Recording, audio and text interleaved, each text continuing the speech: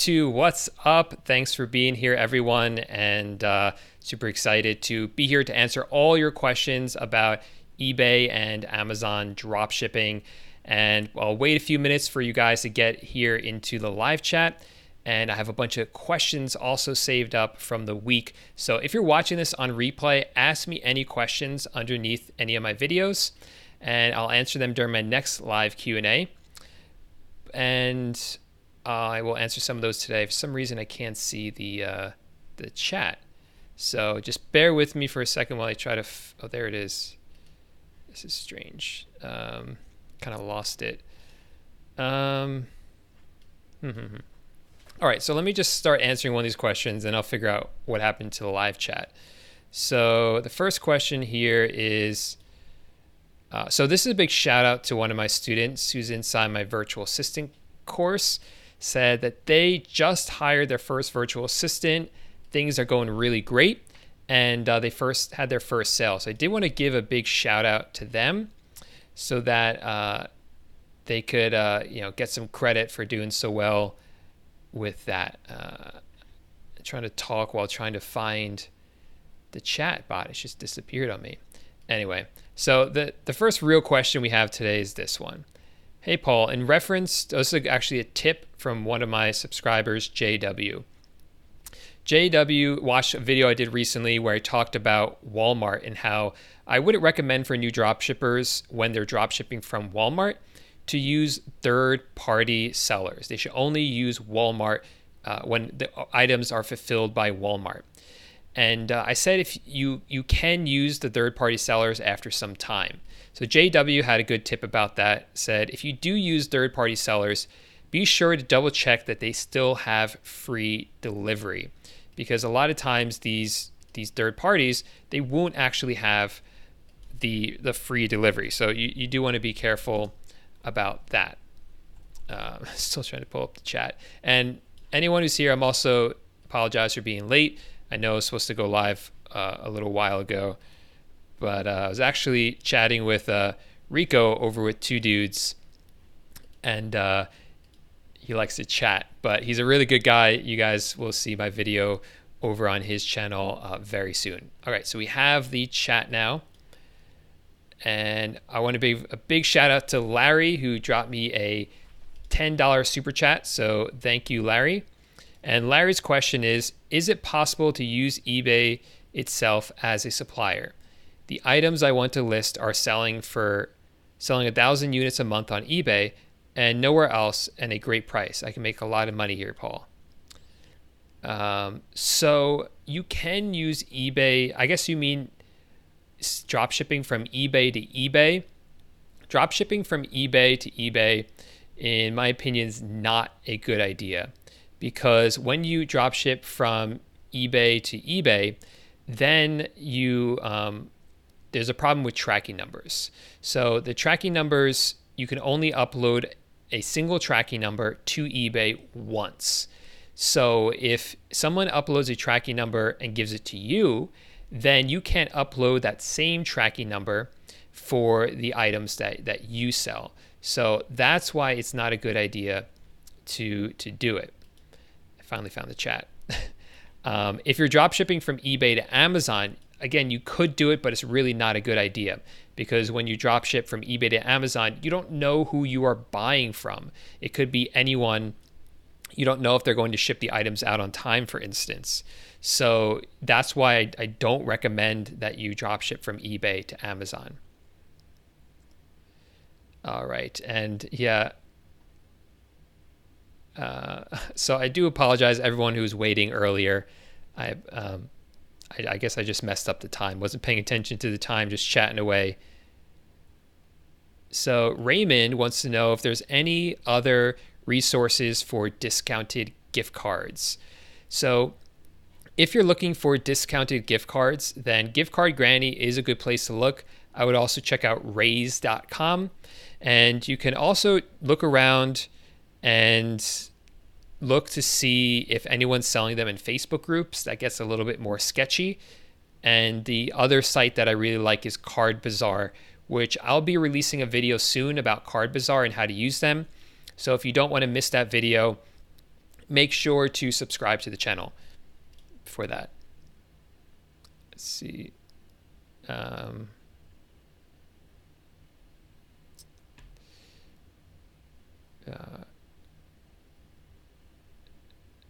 not sure.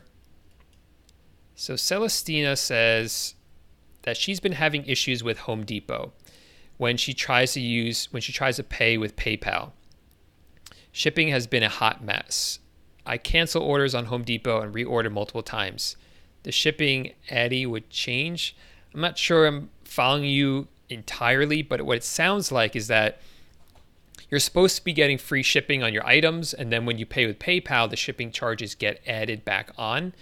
So I've never seen that. I've seen sales tax get added back on. But if you chat in with Home Depot after you place the order, they are usually able to take those charges off. So there's been some problems when you check out with PayPal recently, but if you chat with Home Depot afterward, they'll be able to fix it for you. Oh, awesome. Congratulations, Kevin. Kevin's here, says, moving to Orlando, Florida next week, thanks to dropshipping and your advice and strategies. Thanks, Paul. Thanks, Kevin, for telling me that. I'm down in West Palm Beach, Florida. I'll definitely be coming up to Orlando at some point, especially after August, once the Star Wars Galaxy's Edge opens up in Disney World. So maybe we'll have like a meetup in Orlando sometime. Let's see. Thank God it's Friday from Westchester County, New York. Thanks for being here, Villa. So yeah, William, that's what I was specifically talking about. So William says, anyone else having problems with Home Depot's ordering process in regards to tax exemptions and paying through PayPal? Yeah, so that's the problem right now. I'm not sure why it's happening, because if you place the orders with gift cards or credit cards, it works. Just with PayPal, once you apply your tax exempt number, the taxes come off, sales tax comes off. You go to PayPal to check out, and they add the sales tax back in. Then you chat in with Home Depot, and they take it off. So for now, that's the only fix. Every time we've chatted in about it, we just do all the orders at once, and that's fine. And then we complain about it too. And so hopefully they get enough complaints that they figure out why it's happening. Okay. What cashback cards do we use for Home Depot if you're drop shipping from Home Depot? So when I'm buying my gift cards, if I can pay with credit cards, I'll pay with my Spark 2% back credit card.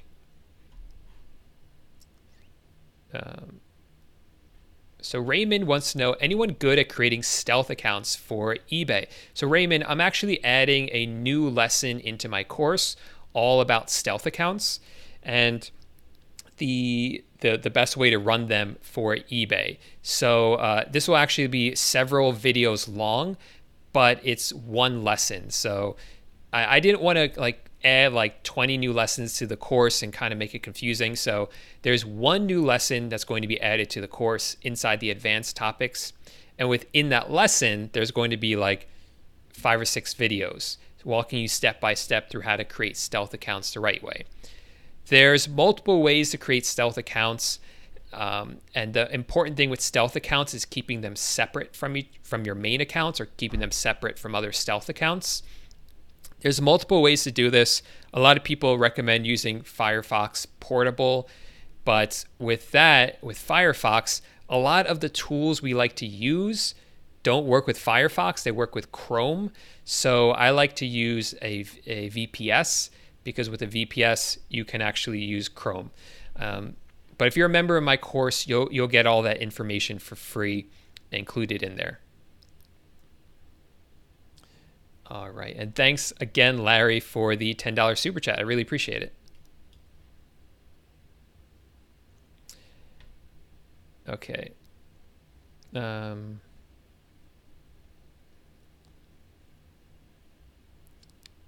Okay. Let's see. Okay, so let's see. All right, so let's answer one of these other questions I had saved up from the week. This is from Jonathan, one of the subscribers. Jonathan says, I have 50 to 100 Amazon sales per day. So congrats, Jonathan. Most sales are from Home Depot. So he's one of my students. He's dropshipping from Home Depot onto Amazon, which is one of the suppliers I recommend inside my Amazon course. Their site does not allow unlimited purchases, he says. After my limit is reached, I pay using PayPal, which usually works out okay, but I have a separate PayPal account just for my VA to use. So Jonathan is really smart here. So the truth is, when dropshipping from Home Depot, placing a lot of orders, you can make purchases with your credit card, but it's true. If you place too many orders, there comes a certain point in a day where they stop your orders, but they still allow them if you pay with gift cards or you pay with PayPal. So what I recommend you do, Jonathan, is that you pay with PayPal like you are. It's smart that you created a separate PayPal just for your virtual assistants, where the only thing you put in there is one credit card that they can pay with, or just enough money for them to fulfill the orders. I recommend the credit card because you can always file a dispute if they try to use it on another website.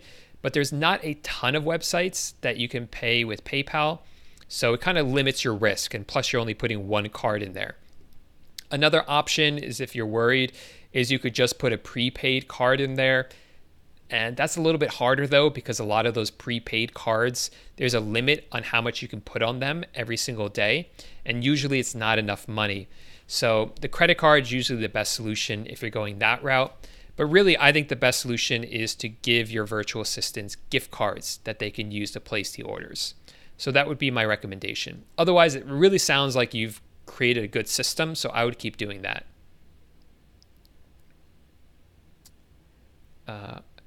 How about text extension? Can you tell me about that?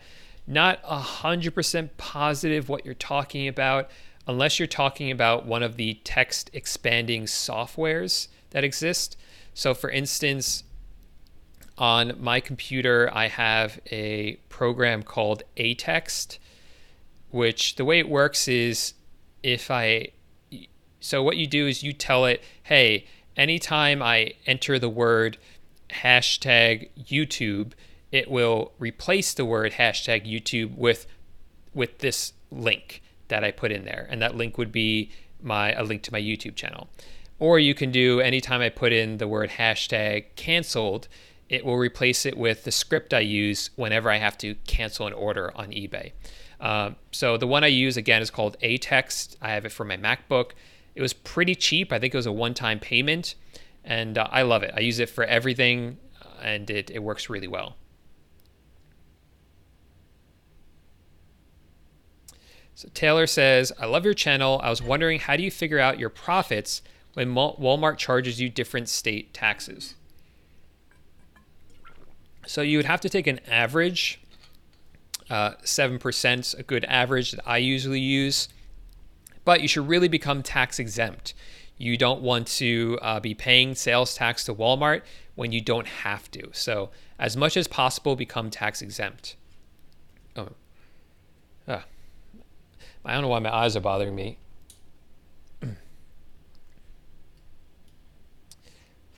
Just started last week. Oh, what's up? So Taylor says, I've been selling on eBay for 10 months, flipping items with yard sales. Just started last week drop shipping. So welcome to the club. Congratulations on getting started with it.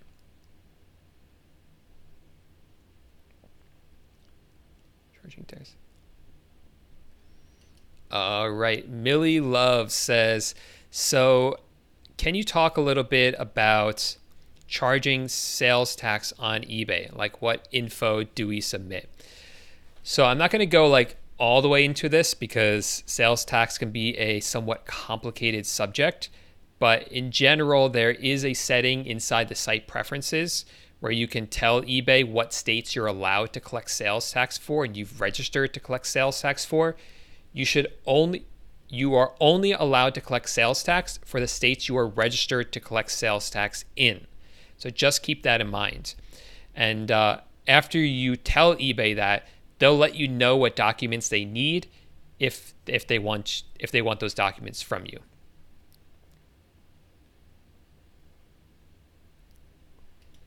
So witty username, that's a pretty witty username, says, what is the minimum profit you want to make for an item before you decide to list it?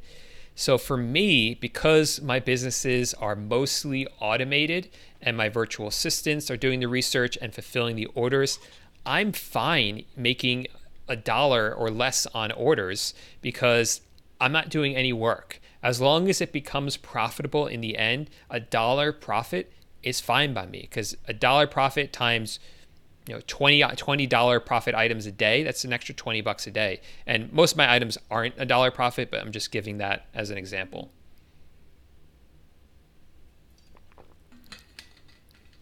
So everyone's asking a lot of questions about Home Depot today, including Michelle, who says, can your virtual assistants order on Home Depot when they're from the Philippines? I know I couldn't when I was in Thailand. They only have Home Pro. I don't know what that is. So Michelle, they can if they use a VPN. So a VPN is a virtual private network. It allows them to access websites that you would not ordinarily be allowed to access unless you were physically inside the United States. Home Depot is one of those sites. If you don't use a VPN and you're in Asia and you try to go on Home Depot, you won't, I forget if you can't even access the website, I don't think. So with a VPN, it masks your IP address. It makes it look like you're in the United States, and then you are allowed to then access Home Depot that way. Raymond says, do you miss New York? So for those of you who don't know, I recently moved from New York City, where I've been most of my life, or in that area, down here to sunny South Florida. And for the most part, Raymond, I do not miss New York at all. I miss my family. My family's still up there. I get to see them next week. We're actually going on a vacation together, which is pretty exciting. We haven't really taken a vacation as a family since we were kids. So this would be really fun to do, really exciting. And so I'm really looking forward to that. But for the most part, I do not miss New York. New York City was a very exciting place to live in my mid-20s. Entertainment, amazing food, high energy there. It really motivated me to do more with my businesses, but it gets very tiring after a while. And living in a 500 square foot apartment was just, especially when I worked from home, it was just too much, or not enough, I should say. So now for the same price, I'm here in South Florida in a whole home. I have a pool in the backyard with a fountain in it. It's like really fancy, but it's the same price I was paying for the apartment in New York City, and there's no state income tax here. Beautiful weather. We started surfing. We picked up surfing. I can go whenever I want. New York City, just getting around was a hassle.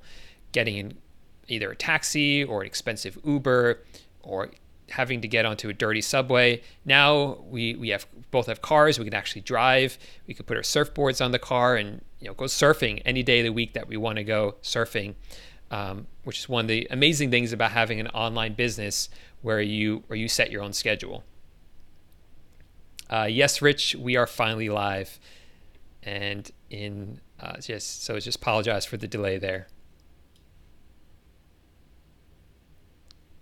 Oh, awesome job, man. So, Paul, I watched a lot of your videos and it helped me a lot. And I made almost $6,000 in 2 weeks last month. This month, I already made $7K and my goal is $10K before the end of the month. So congratulations, Jap.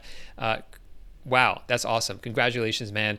Big thumbs up for you. And while we're celebrating other wins, I did want to throw up this screenshot. This was posted inside my eBay group, which is just for members of my eBay course. One of my students just showed that in the past, 30 days, he did $100,000 in sales. So he is absolutely crushing it. Congratulations on reaching the 6-figure mark over the course of a month. Big shout out to that student who's doing really, really well. Um, okay, so keep on keeping on says, I've noticed when ordering from some websites that they want a phone number when I fill in the shipping details. Whose number should I put in there? You should absolutely put the customer's phone number. You can get that from eBay. You can sort of get it from Amazon, and you should plug it in there, because if you don't, you're going to get if you put in your own phone number, you're going to get phone calls all the time, all day. And it doesn't make sense for you to get the phone calls.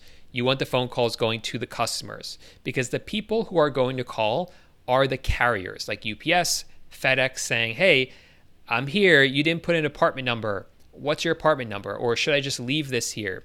Something like that. So you don't want to be a middleman there. Just give the phone number for the customer, and then the carrier will call the customer if there's any sorts of issues. I've done it the other way in the past. It's not worth it. It's just, I thought, oh, I can't give them the customer's number because then they'll know I ordered it from Walmart, blah, blah, blah. But Walmart doesn't call those numbers. They'll email you if there's an issue. They'll email you because you're going to put your email address on the order. But they'll call the customer if there's a problem delivering the item.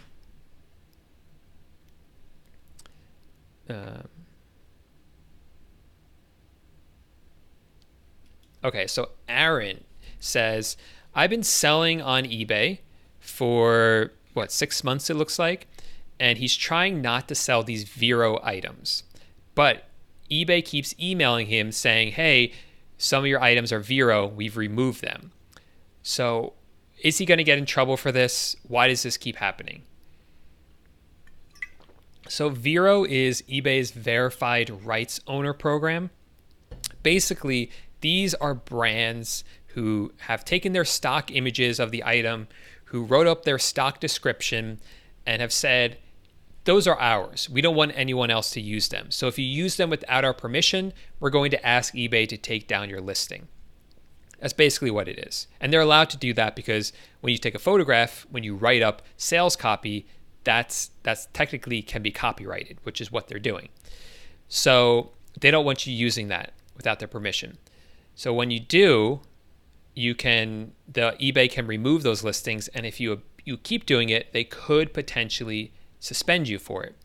Now, what we have found is that, first of all, you aren't going to list up a ton of Vero items, because if you're using a software, it will tell you, hey, this is a Vero brand, you shouldn't list it. It looks like you're doing that, but you're still getting, maybe you're not doing that. So that's the first thing that I would recommend, is make sure your software has the Vero protection turned on. Now, it's happening to you. It happens to me too. I have it turned on. It still happens to me. I still get emails from eBay saying, these violated Vero. We're deleting them from your store. Because my account is established, it's older, I've never had any negative repercussions from it besides having my listings taken down. I think once your store gets established, you don't have to worry about small things like that anymore. Vero is only really a problem when you're a new seller. If you get hit with a bunch of Veros right as a new seller, that's when you can get in trouble. So that's why it's really important right from the start to use software that will filter out the Vero items. And if you use the software that I've recommended in the past, like Skew, that will have Vero protection built in if you know how to turn it on. Let's see.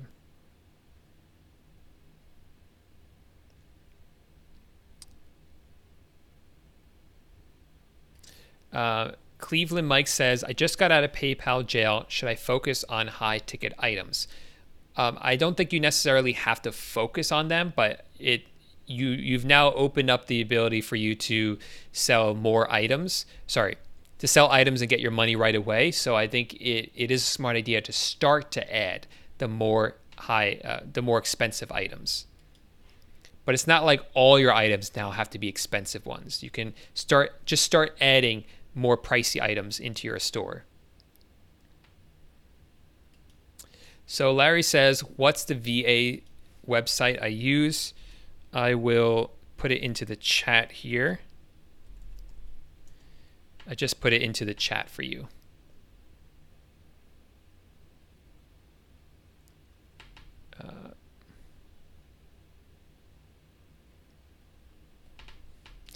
So Zebulon says, what is the basic computer capacity, memory, RAM, processor that seems to work well or is needed for running an efficient dropshipping business? So dropshipping is done entirely online. You don't need any programs on your computer to do it. So you don't need a fancy, crazy computer. When I started dropshipping, I was doing it from a MacBook. And if you're not familiar with MacBooks, they're just basic. All you can basically do with a MacBook is access the internet. You can't even download any programs onto it for the most part. So it's just for accessing the internet. And that one worked fine. It wasn't the fastest computer. Of course it wasn't, but it worked fine for starting a dropshipping business. And you can get those for a couple $100. I think there are some that are like $150. That's all you need to get started.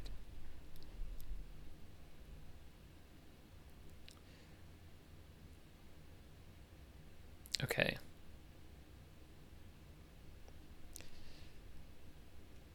Okay, let's see.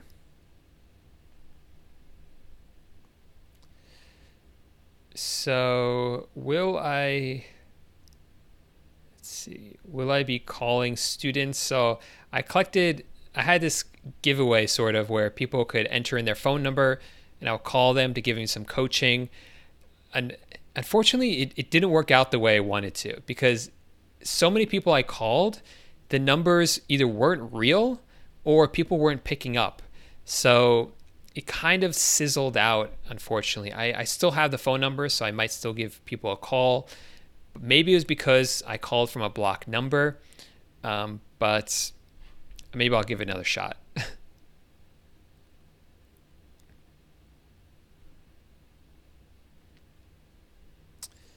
Okay. Okay, so Margarita says, hey, Paul, why do you like Skew Grid so much? We have had so much trouble with that program, and I know I'm not the only one. Please tell us an alternative. So I've explored all the alternatives, and right now Skew Grid is the best one that's available. It's the only one that I recommend right now. There are some other ones coming out with some more innovative features that work non-API, which is what I think is essential. But for now, none of them are at the standard or at the level that Skew Grid's at. But I'm always keeping an eye on it. I'm always testing these new softwares with my own businesses to see what would work best for me.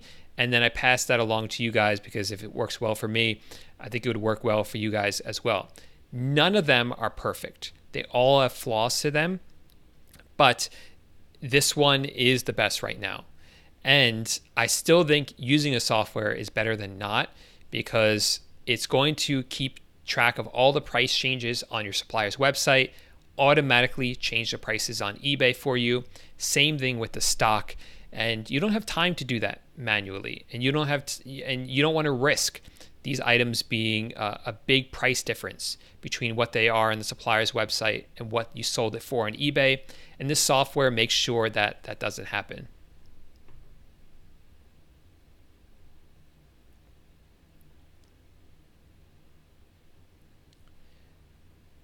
So somebody was asking, does my course Dropshipping Titans teach how to avoid getting a flagged eBay account?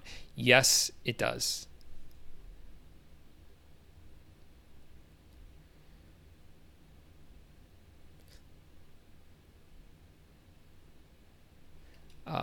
Always a pleasure to answer anyone's questions that come on.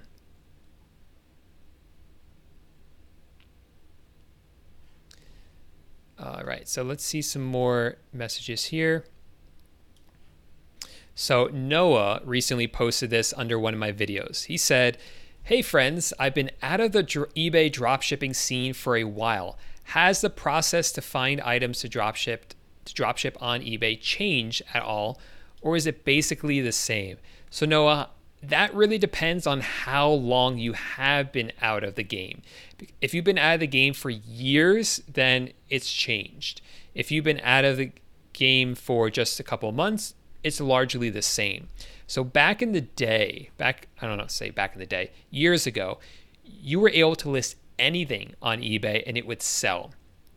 Now that's not true anymore because of higher competition and because customers do shop around.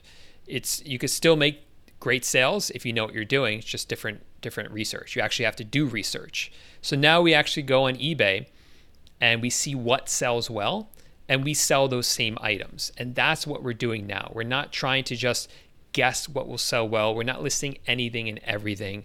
We are being very specific about the items that we sell and only listing items that already have a good sales history on eBay.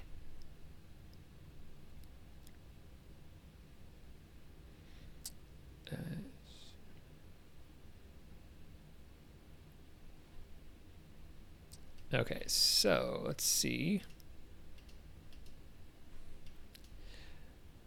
I forget where this question came in from. This might be a question that was inside my private Facebook group. So this question is, hey guys, I have a question. If you use discounted prepaid cards, I guess I mean discounted gift cards, to make your purchases, there will be a few dollars left or a few cents left on the card. So what's the point of getting discounted gift cards?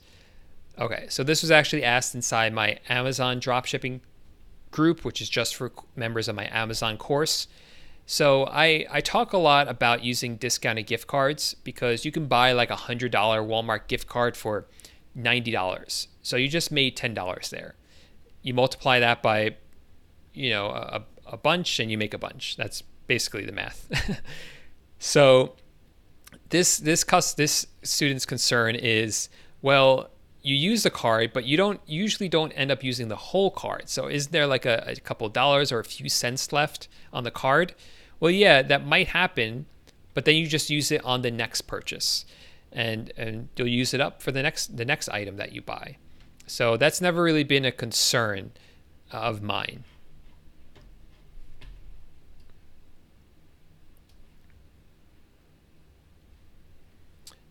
Taylor's Health says, I've come across a lot of drop shippers who are tax exempt.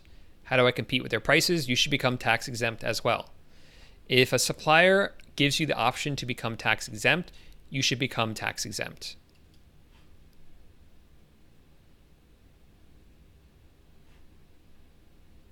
Let's see, is that all the questions? I think it is.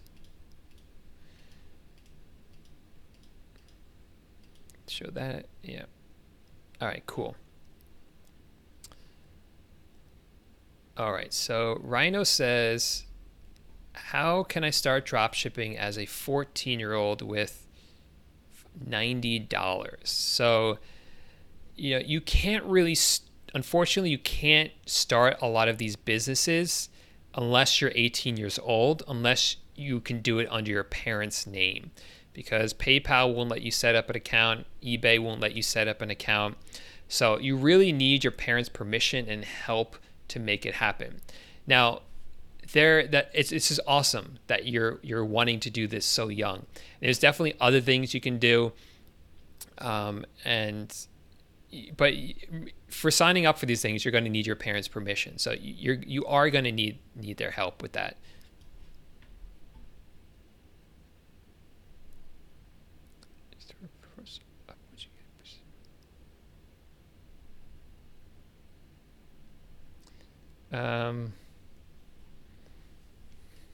Black God says, hey, Paul, how would you keep your store performance up once you get a boost in sales?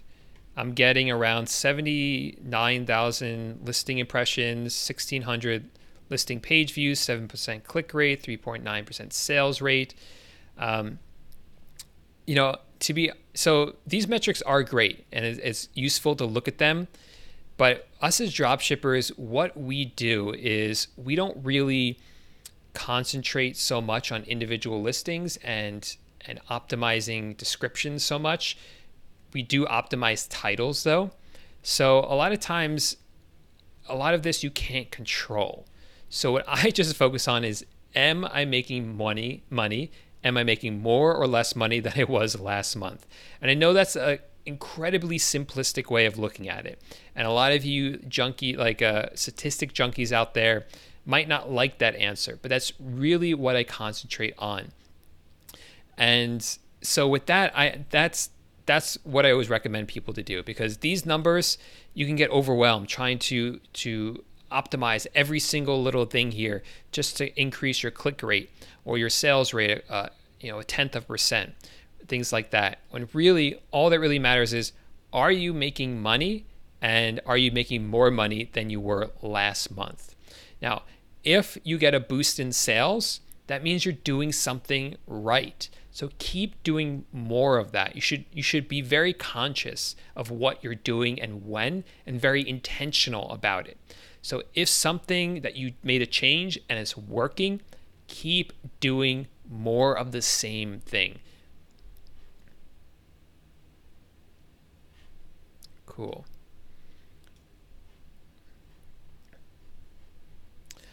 All right, guys. So I think I've been able to answer everyone's questions that I had saved up, everyone's questions here in the chat as well. So if you guys liked this video and got any sort of value out of it, I would appreciate it if you gave the video a big thumbs up. Down below, hit that like button. Also, feel free to subscribe to the channel for more great content about eBay and Amazon dropshipping. Guys, thanks so much for watching. And as usual, I hope you have a fantastic day. Bye for now.